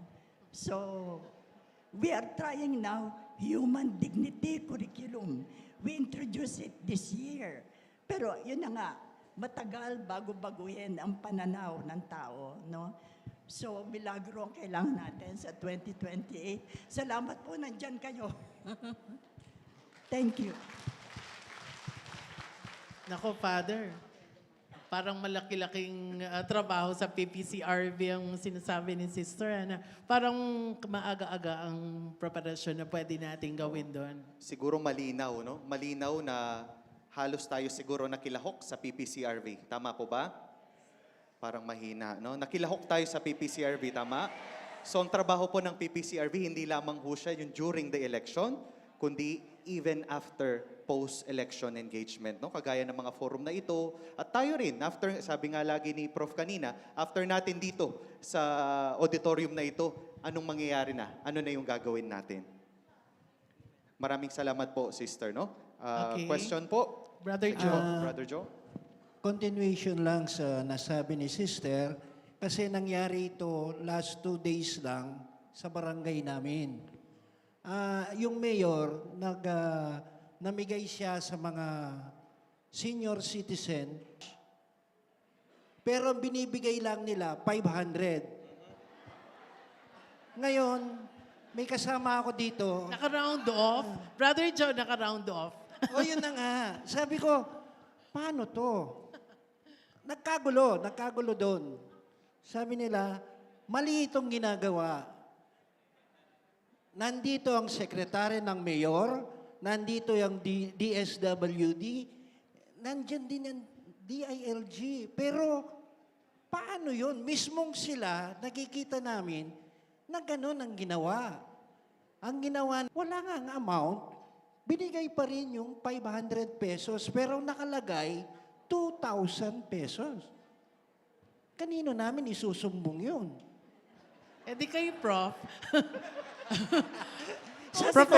Professor Post Shelo. natin sa social media. Ang ngayon nga, sabi ko, bawal magpicture. Oo nga, sa ministron prison kami, paano namin pakukulong nung mismong mayor sila? Oh. Yun lang ang tanong namin, kanino namin isusumbong sila? Ayun. Professor Shelo, siguro kailangan po dito kayo sa taas para makita po yung reaction ninyo. At pakisagot po ng maayos na yung maiintindihan namin. Opo, actually, nung simula pong nag-post ako na niya, maraming nag-i-email sa akin. Tapos pinapadala nila yung mga litrato. Papasign sila ng DSWD ng ganitong amount, pero ang binibigay kalahati lang, no? Pero alam niyo po, yun nga yung nakakalungkot kasi dito collusion na mismo ng 3 ahensya ng gobyerno. Ang tingin ko dapat na kung hindi ibigay, i-post natin sa social media. Kasi napaka-powerful po ng social media ngayon. Ito po ay isang forma ng accountability. Kailangan ipinapahiya yung mga ganyang politiko. Alam niyo po ba, may kwento yan eh. Sa India, may similar na program. Yung mga manggagawa may temporary na trabaho. Tapos ganyan din, pinapapirma sila. Tapos na-realize nila, bakit yung kinibigay na pondo sa amin ay hindi katulad nung pinapapirmahan sa amin. Pero sa India, ang nangyari, nagkaroon ng revolusyon. Nagalit yung mga manggagawa, nag-organisa sila, at doon nagsimula yung batas nila ng Freedom of Information. No? Sa atin, sana yung ganito maging trigger. Napakaganda sana kung na-video nyo, nalagay nyo sa social media, para mamaya, pagdating ni Sec Vince, ang itatanong nyo sa kanya, hindi lang flood control, pati na rin yung sa DSWD. Baka naman. Pwede nang itanong sa presidente. Pero maganda po, kailangan po kasi documentation eh. Ang problema po, pag ako yung naglabas nun, sasabihin nila, inimbento mo lang yan, ikaw ba yon? Hindi po ba? Pero kung may documentation tayo na talagang nangyayari to, pwede natin yang i-report sa ombudsman. Sa ombudsman po yan. Ayan, salamat po. Nakatanggap ka, Father. Wala kami sa Angeles. Wala tayo Kayo, kahapon eh. Hindi natin wala. kasama sa jail ministry si Brother Joe kahapon. Parang ang ganda lang, no? Parang kung titignan, iyon nangyayari sa local. Pero what more? Sa kalakihan, no? Sa provincial and even sa national. Ay, may question po? Sige po. Ay, sige. Yan, Mauna muna pakipasa po yung sister, microphone then- kay ma'am. Okay, sige po. Okay. Good morning. Ay, sige, please. Siya muna, and then si sister. Okay po, thank you. So, good morning po sa ating lahat.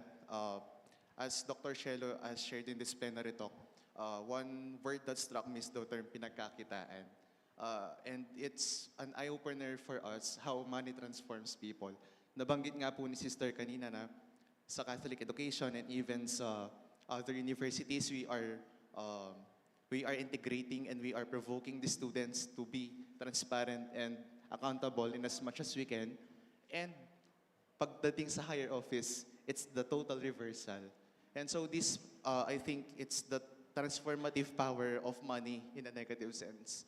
That is why I think civic responsibility is one of the highlights of a democratic country. And one of the most important figures that we have is our politicians, and you, Doc, and other passionate and zealous political analysts are testimonies that this country still has a chance. And in as much as your zeal inspires us, it is also a reminder for us that we are also the future that we shape our country rests in our hands. That the bare minimum that we could do as a nation is not to be simple watchovers or simple tagapanood lamang.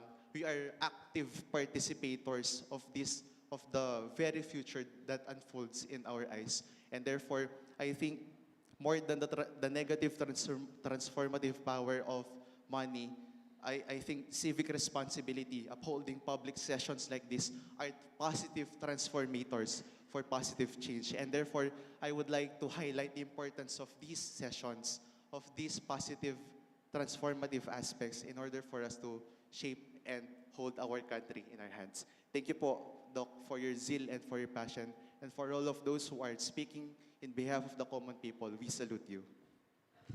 Okay, thank you. Sister, we have a sister.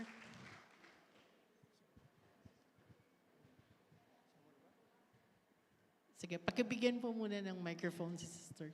Okay.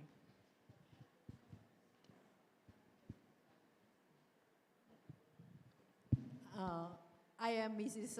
Mercedes Montes, presenting the Commission on Family and Life. Alam nyo, Ma'am Cielo, I follow you on Facebook. Kaya kilala ko siya.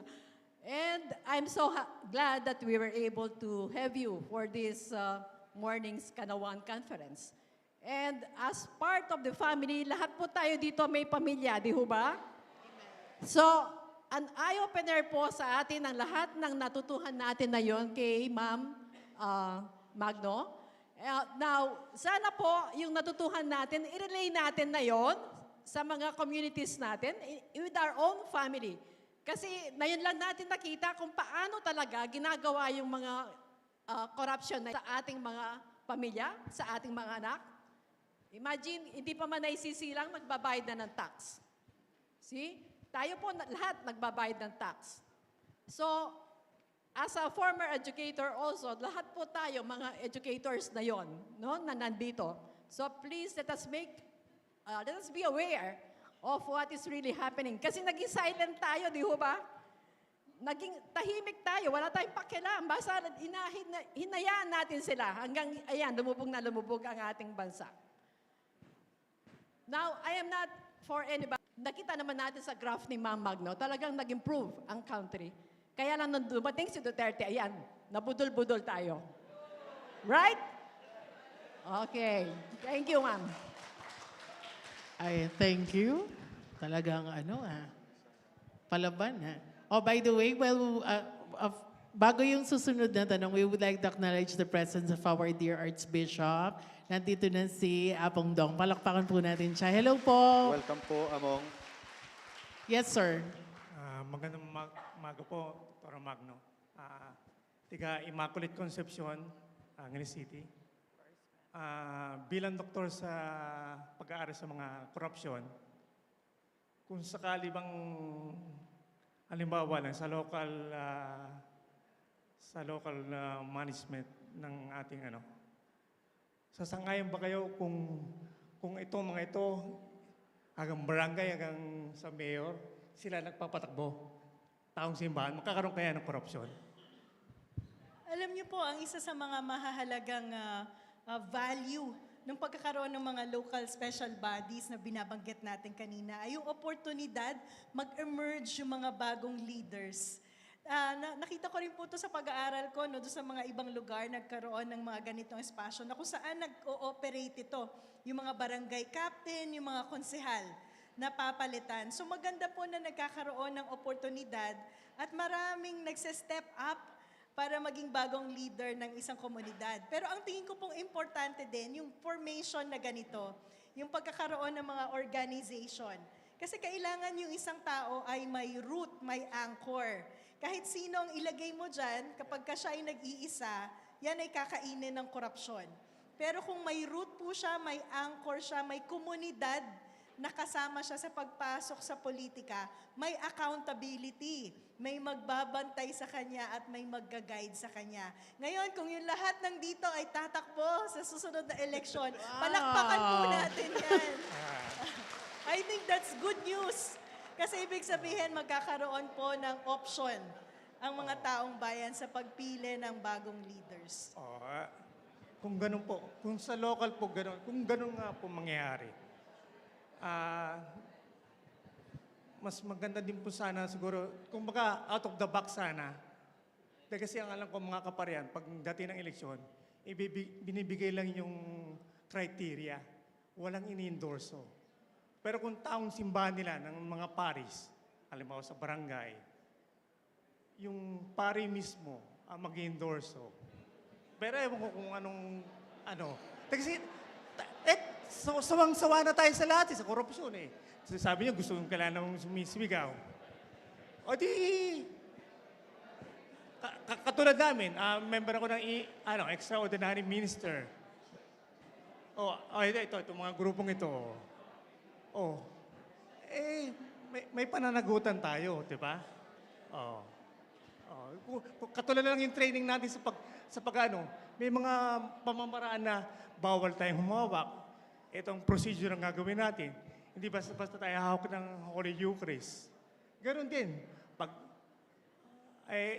Tungkol naman sa corruption, kumbaga, ang Catholic Church natin, 2,000 years na. Saan nang galing ang kultura natin? isa sa mga pinamagagaling ang Catholic Church sa education. Oh. Yun lang ang ko. Kailangan siguro out of the box. Katulad nun, doktora, sino bang sinuporta? Hindi, alam ko si Cory Aquino at si Pino yung sinuporta ng Catholic. Kung kailangan merong sa darating na eleksyon, merong talagang ipipinpoint ang mga kaparian. Hingin ko na din sana ang opinion ng mga kaparian. Kasi wala talagang pagbabago kung hindi tayo magkaano. Yeah. Out of the box lang, out of the box. Kailangan talaga may nanday pinpoint. Kung hindi, wala. Brother, masasagot ni Father yan. Oo, no? Napaka-strong, no, nung suggestion po at naintindihan natin saan nanggagaling si brother, no? Pero yun nga doon pumapasok yung tinatawag nating discernment, no? Discernment, no? Hindi tayo, sabi, paulit-ulit kanina naririnig natin, kahit na sino mang yang maupo na yan, pagka malinaw sa atin, no, kung sino yung, o kung ano yung pinaninindigan natin, abay, kahit na sino yan, dapat tayo may boses, no? Ako personally, yung lagi ko sinasabi, ang i-promote hindi yung certain na politiko, pero i-promote yung kagaya ng paghahari ni Kristo, no? Hindi lang yung parang baga, yung spiritual, hindi. Pero yung, kung ano yung ginagawa niya, yung tinatawag natin, yung tema ng ating Kanawan Conference this series, galing siya dun sa ni Apong Dong na tao, no? Transparency, accountability, and openness to God's saving action. Ginagawa ho yan, no? Ng, I think, Laiko, no? Tama ba? Yung discernment, na baka magandang ito yung aanuhin natin, no? Communal discernment. Hindi lamang yung ito, no? Actually, malinaw naman dapat kung sino, di ba? Hello? Malinaw ba? Yung iba hindi yata sure, no? So kahit wala naman sabihin no? Kahit wala naman yung itong taong ito, pero malinaw yung values na ating pinaninindigan. Sana malinaw. At doon sana tayo manggaling. Yun po. At saka huwag makakalimot, Father, ha? Huwag makakalimot. Baka sa 2028, makalimutan na natin itong pinag-uusapan na to. Okay, sige. Yung isang brother muna sa likod. I'm Brother Eric Escalara from Masantol, Pampanga. Ito po isang bayan na lubugin sa coastal area po. At saka po, sa pong junior high school teacher po. Doktora, may tatanong lang po ako. Kasi sabi po ninyo, nag-file po kayo ng petition sa Supreme Court na ang 2025 national budget ang pinaka-most corrupt na budget. Saka po maraming mga blank items po doon. Pero pinirmahan po ng ating Pangulo. Patapos na po ang 2025. Di pa rin po naglalabas ng desisyon ng Korte Suprema. Kung sasabihin po ng Korte na sa taong 2026, unconstitutional po yung 2025 national budget. So, sino po kaya ang mananagot? Hindi po ba moot and academic na po yung pinal nyo pong petition po sa Supreme Court? So, yun po yung tanong ko kung ano po yung magiging po doon. Sino po ang magiging accountable? Pangalawa po, di po ba pwede ang DPWH mag-allocate ng budget sa mga simbahan at saka sa mga kumbento para maiwasan na po yung pagsasolicit? Di naman po siguro bawal yon, no? Para hindi na po mahirap mag-solicit kapag po may construction.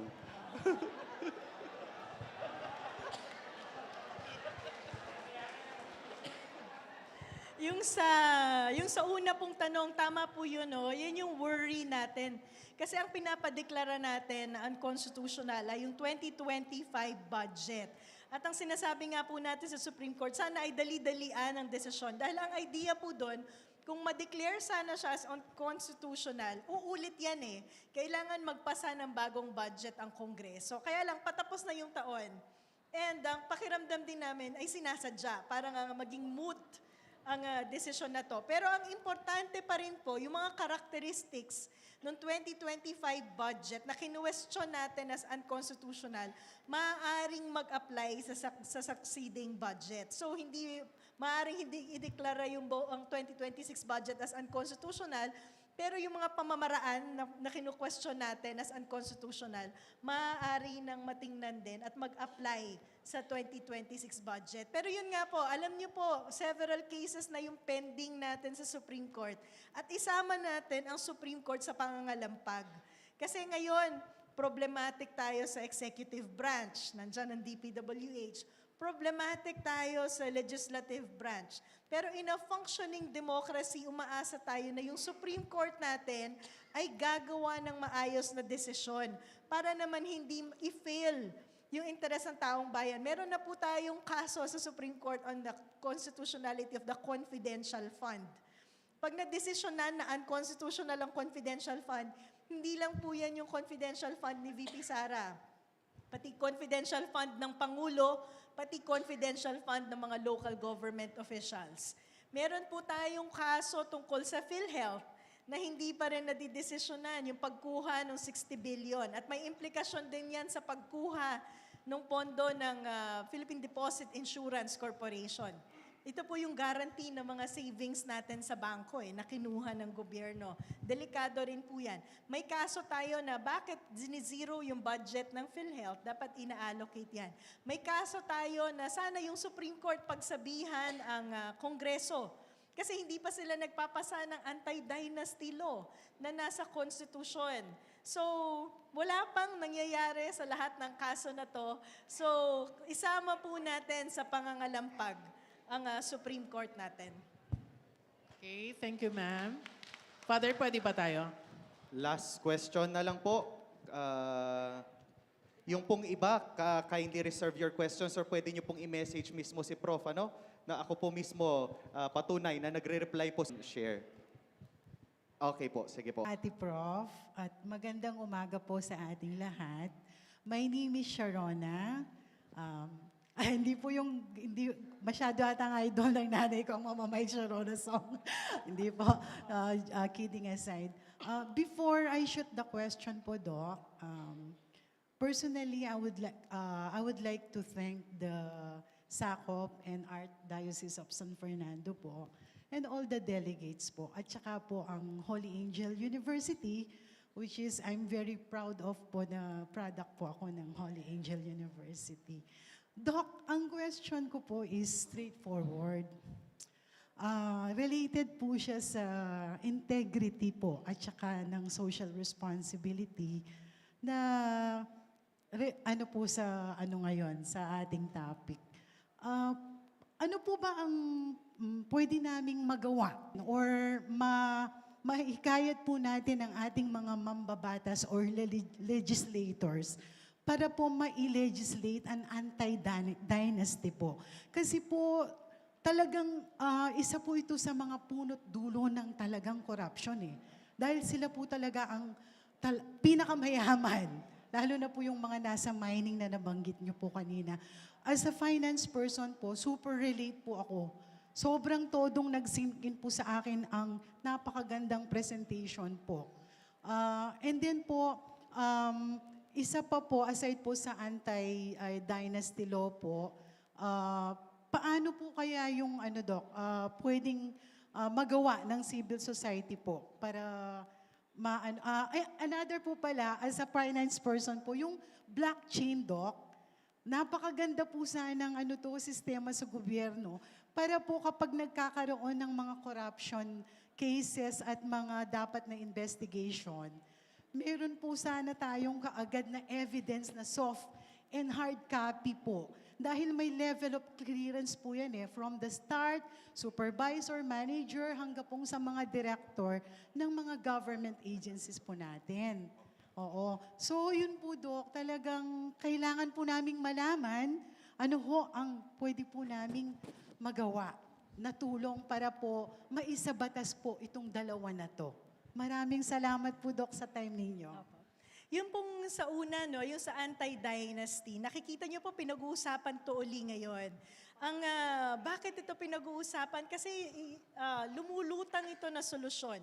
Naiipit na ang executive, naiipit na ang legislative. Dahil malinaw na yung mga korupsyon na nagaganap sa atin, nag-contribute nga itong problema natin sa dynasty. Kaya kung madidinig natin, ang Speaker of the House ay nagsuggest na priority bill ang anti-dynasty law. Ang kailangan po nating gawin ay masigasig na pangungulit na talagang isulong yan. Kasi kapanipaniwala ba talaga na maglalabas ang Kongreso ng anti-dynasty law? Ang 70% ng Congress natin ay puro galing sa dynasty. Kaya lang po, may mga pagkakataon na kung saan ang politics na iipit ang mga politicians. Kailangan nilang mag-produce ng something positive ngayon. Isang batas na tutugon dito sa problema na na-identify natin. At isa sa mga solusyon nga po na yan ay yung anti-dynasty law. Ang tricky lang, kaya kailangan nating maging mapagmasid, pag diniscuss na kung ano itong anti-dynasty law, kailangan nating tingnan, paano ba dinidefine itong dynasty? Ano ba ang mga penalty? Ano yung lalamanin ng batas? Magiging very critical po yan. Pangalawa po, kung hindi ituloy yung batas, ito po yung pinag-uusapan na natin ngayon, maaari tayong magsulong ng People's Initiative. At dito po papasok yung kahalagahan ng role natin bilang ordinaryong mamamayan at civil society. Kasi ang People's Initiative po, kailangan natin kumuha ng 10% nga ba? May certain percentage ng pirma ng mga registered voters per district. At pagkatapos ng per district, kailangan nating ma-meet yung 13% ng total registered voters. Pagkatapos natin kumuha ng mga pirma from registered voters, i-validate pa yan ng COMELEC. Pag na-validate nila, at saka pa lang tayo magkakaroon ng eleksyon. Kung tayo nga ba ay nag-a-agree o hindi dito sa sinusulong na People's Initiative. So mahaba-habang proseso po yan. Pero hindi na po natin pwedeng palagpasin. Kaya sinisimulan na natin yung pag-aaral kung paano natin isusulong itong People's Initiative. Yung tungkol po sa blockchain, maganda po yan, isang teknolohiya na pinag-uusapan na ngayon kung paano i-apply sa budget. Magandang mai-apply din sa budget sa local government, pati sa mga iba't ibang programa ng gobyerno. Pasok-nation, nagkakaroon ng tagging. Essentially, yung idea ng blockchain, para kang may unique ID sa lahat ng items na to. Kaya kung halimbawa, yung isang bagay bigla na lang nasingit, walang ID, ibig sabihin, saan nanggaling yan? Isang insertion yan. So maganda pong pinag-uusapan na rin to ngayon. But, ang alam nyo naman, maraming ahensya ang may pushback dyan. Alam niyo po ba yung, so yung ibang nagpa-follow sa akin dito, alam niyo yung kanta na tax ng ina mo. Di ba? Tax ng ina mo, bantayan mo. Hindi, hindi po yan ngayon lang. Alam niyo po ba na yung advocacy ng tax ng ina mo, bantayan mo, nagsimula nung 2001. Nung nag-graduate ako ng Master sa School of Economics. Kasi noon po, gusto na nating ipa-abolish ang Bureau of Internal Revenue. Dahil kung valedictorian ngayon ng DPWH sa korupsyon, siguro salutatorian yung BIR, hindi ba? Simula nung 2001, alam niyo po kung ano na yung ina-advocate natin noon? Digitalization ng BIR. After 25 years, hindi pa rin sila nakaka-digitalize. Bakit? Babalik ka dun sa formula natin dahil ang digitalization will increase transparency, will reduce discretion. At sabi nga natin, ang BIR kasing level ng DPWH. So habang may monopolyo ang BIR sa power, matindi ang magaganap na korupsyon at magkakaroon ng pushback against digitalization. Kaya napakahalaga na tayong civil society inuunawa din kung ano yung ibig sabihin at ano yung function ng mga technology na to at ilabi talaga natin even the local governments in adopting new technology. Okay, thank you, ma'am. And thank you for all your questions. And in as much as we would like to accommodate all your questions, medyo gahol na tayo sa oras. I-reserve niyo po yan mamaya. Si Sir Vince naman po ang ating isasalang, ano. Okay, so once again, Parang let's... pinainit natin ng pinainit yung ulo nila para handa si Sec Vin sa pagsagot sa kanila. Thank you, ma'am. So once again, let's thank Professor Shelo Magno for enlightening us and for disturbing us. No? Thank you po. We will be requesting ma'am to stay in front for the awarding of certificate. Thank you for disturbing us. If we may connect it with our prayer this morning, sabi nga, disturb us, O Lord, when we are already too comfortable, no? So I think this is very timely that we have to discern, no? Minsan ayaw nating nakikialam because we prefer to be silent. And yung culture of silence, minsan yun ang palala sa ating bansa. So, may I also request our dear Archbishop to go to the stage to award the Certificate of Appreciation in Pampanga.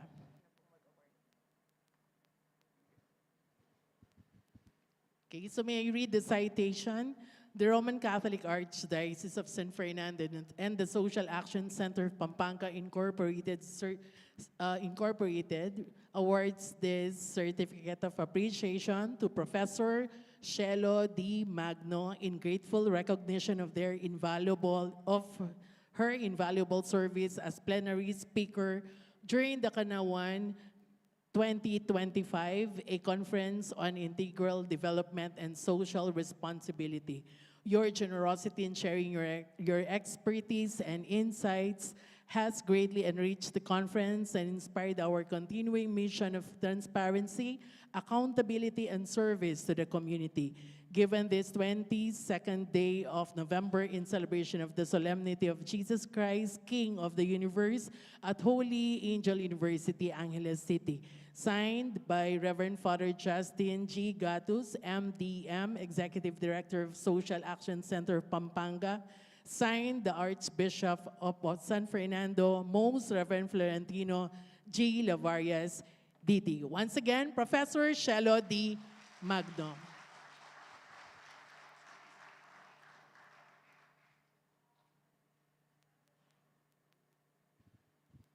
Okay, after the photo documentation on stage, we will be requesting our guests and our leaders to go down to join the crowd in photo documentation. Yan. Doon naman po sa baba. Yan. So ang photographer naman po ang nasa taas. Okay? Sige. Yung mga naka-mask, for a few minutes, pwede nyo pong alisin muna ang inyong mga mask. Ibalik na lang po mamaya.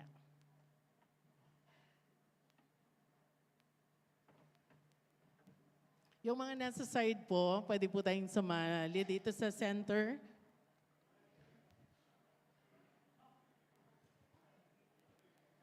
Yan, welcome po, Among Kiko, Among Deo.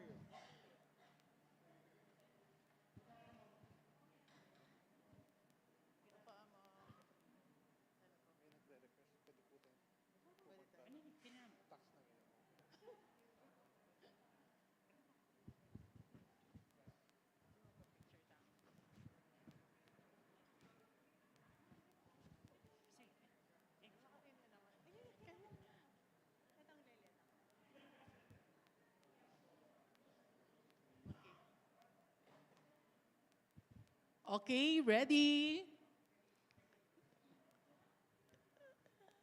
Give your best smile. Ngiting wagi dahil tayo ay sumisigaw na ngayon para sa ating advokasya. 1, 2, 3, smile! Okay, one more. Sige, sabay-sabay daw. Pwede tayong mag-video. Kanawan, anong sasabihin natin? Kanawan 2025. Okay, ready? Kanawan 2025. 1, 2, 3, go!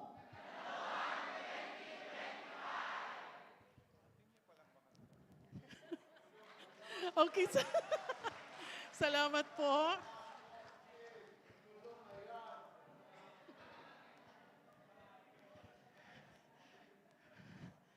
Salamat po. This time, we will listen to Father Justin Gatus, our Executive Director of SACOP, for his closing message.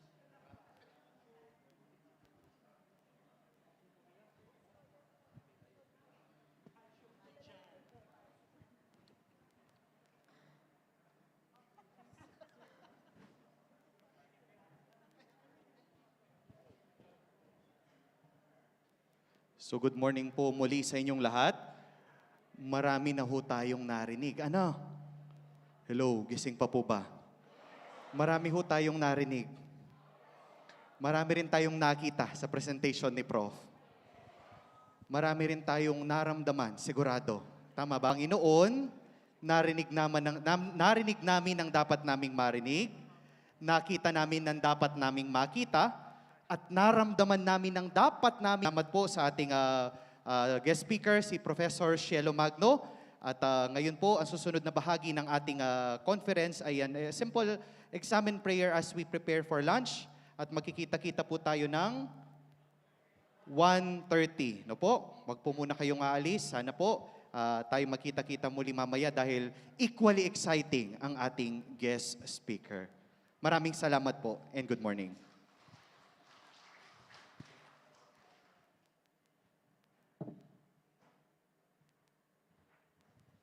Sige po, let us now get ready for our prayer. Let's all be seated properly. At pakitago po muna ang ating mga gamit muna na hawak-hawak.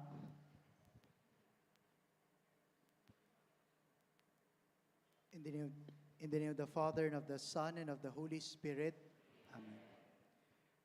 As we pause at midday and place ourselves before God's presence, let us reflect on the first half of this day, on the experiences, insights, and encounters that have shaped our morning here at the Kanawan Conference.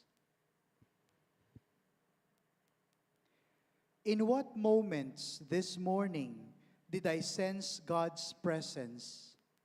Through learning, listening, sharing, or simply being still?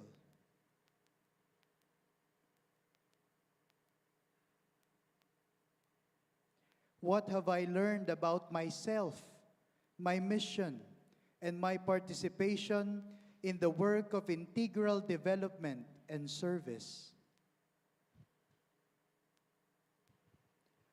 How has God been inviting me today to grow in compassion, openness, and responsibility?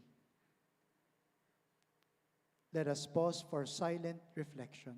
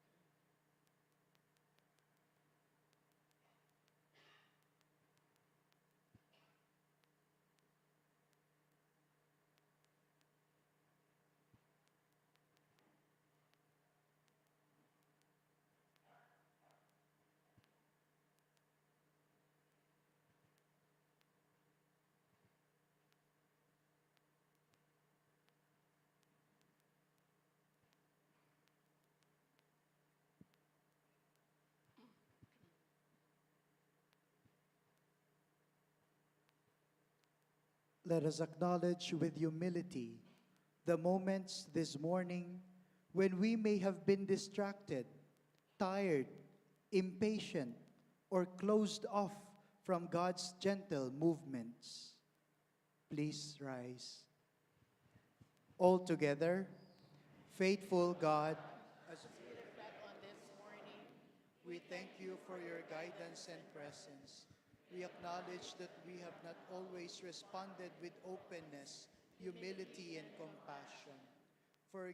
Forgive us for our shortcomings, and renew in us a spirit that seeks what is good, just, and life-giving. Fill us with gratitude for the gifts of this day, and prepare our hearts for the learning, dialogue, and mission that continue this afternoon. May the God of wisdom and mercy grant us renewed strength at this hour. As we continue with the rest of the day, may He guide our thoughts, purify our intentions, and keep our hearts open to His grace. Amen. The Angelus. The angel of the Lord declared unto Mary, And she conceived. Hail Mary, full of grace, the Lord is with you. Blessed are you among women, and blessed is the fruit of your womb, Jesus.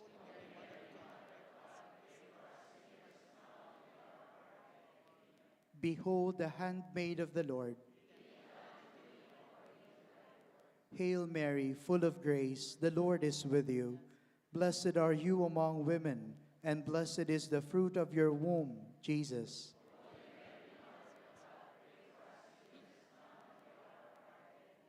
And the Word was made flesh.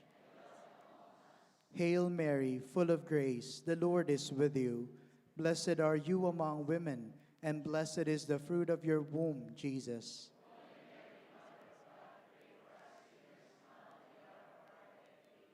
Pray for us, O Holy Mother of God. Let us pray. Pour forth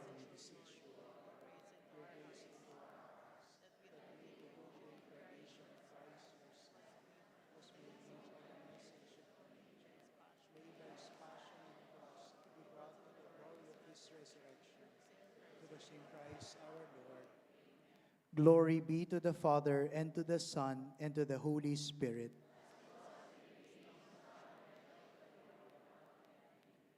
We bless the food din po. We all together pray. Bless us, O Lord, and these thy gifts, which we're about to receive from your bounty, through Christ our Lord. Amen. In the name of the Father, and of the Son, and of the Holy Spirit. Amen. Okay, so our lunch is served, paglabas niyo po, right side.